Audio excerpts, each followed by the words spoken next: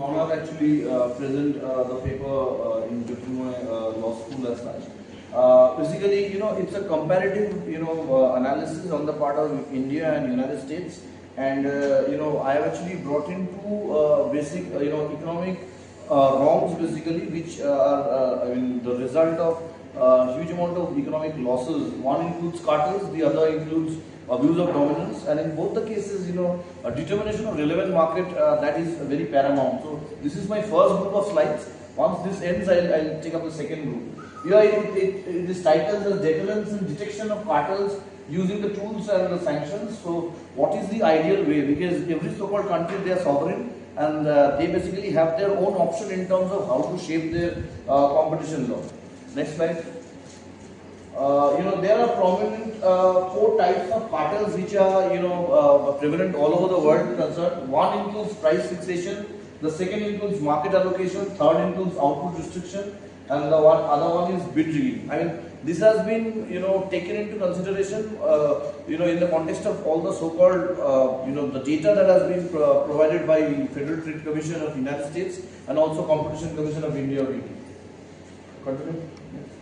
Now, coming down to sanctions, there is a general, as it is comparative, there is a general trend of changes in the fact that countries like United States, Australia, United Kingdom, Japan, Korea, Canada, all these countries, they impose criminal sanctions against cartels.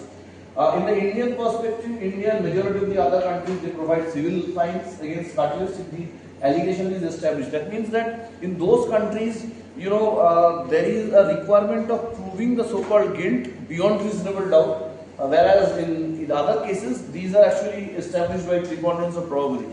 Next.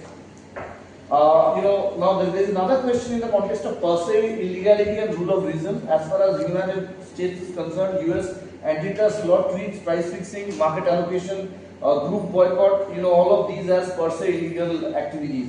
Now, per se illegal, category that is originated in the 1898 Supreme Court case of Ariston Pipe and Steel Company in the United States.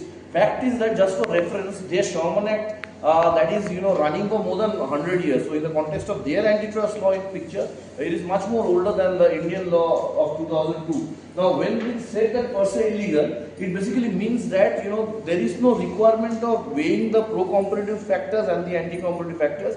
At the face of the activity, they are absolutely illegal. Next. Now rule of reason is the other one. The rest of the anti-competitive activities, all of them are treated by rule of reason. Pro-competitive and anti-competitive factors are weighed to see the damage caused by the cartelization or anti-competitive activity. Next slide. India basically follows the concept of AAEC.